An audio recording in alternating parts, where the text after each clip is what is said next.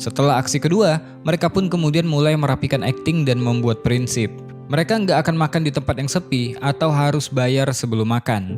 Mereka juga nggak mau kalau dagingnya terlalu mahal karena mereka juga harus tahu batasan. Supaya lebih meyakinkan, Hyungjun membuka lemari pakaiannya. Hwajin bisa mengenakan bekas pakaian istrinya, dan gak jarang mereka pura-pura meninggalkan HP rusak dan pakaian-pakaian murah hanya supaya mereka nggak dicurigai ketika pura-pura keluar. Beberapa hari beraksi bersama, mereka pun kembali ke rutinitas masing-masing dan gak bertemu selama beberapa hari. Suatu hari, ketika lagi tidur siang, Hyungjun ditelepon oleh teman lamanya. Hyungjun pun kemudian pergi menuju rumah teman lamanya itu. Sesampainya di sana, ternyata temannya itu tengah terbaring. Dia mengatakan sudah kelaparan beberapa hari ini, bahkan mungkin saat ini dia sudah mengalami gizi buruk. Temannya itu sengaja melakukan hal tersebut untuk bunuh diri karena udah gak tahan hidup sendirian. Waktu itu Hyungjun ingin membelikan makanan tapi dia menolak, malahan dia memberikan Hyungjun uang pemakamannya karena dia yakin mungkin sebentar lagi dia akan meninggal dunia. Akhirnya, Hyungjun memakamkan temannya yang pada akhirnya meninggal dunia. Sementara itu ketika sedang jualan, Hwajin didatangi oleh cucunya yang bernama Suwon. Waktu itu dia meminta uang pada Hwajin dengan alasan untuk beli buku kuliah. Ternyata Hwajin sering memberikan uang kepada cucunya ini untuk biaya kuliah. Karena didesak, akhirnya Hwajin pergi ke ATM untuk mengambil uang.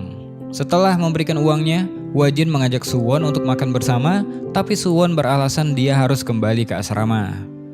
Ketika pergi bareng, Hwajin menceritakan tentang Suwon kepada dua sahabatnya ini. Putrinya dan suaminya meninggal karena kecelakaan meninggalkan Suwon sendirian. Jadi jika bukan Hwajin yang memperhatikan cucunya ini, siapa lagi?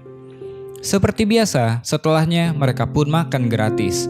Lagi asik makan, Woo-sik tiba-tiba pingsan.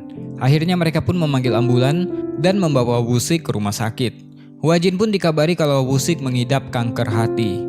Setelah siuman, Woo-sik keluar karena nggak punya uang untuk dirawat di sana. Hwajin dan Hyungjun pun membahas hal ini. Woo-sik nggak boleh lagi makan daging panggang karena buruk untuk kankernya. Di lain hari, Woo-sik mendatangi rumah Hyungjun dan mengajaknya untuk makan daging. Hyungjun memarahinya karena itu buruk untuk kankernya. Hyungjun menyuruhnya makan makanan yang sehat, hidup normal, dan istirahat yang cukup.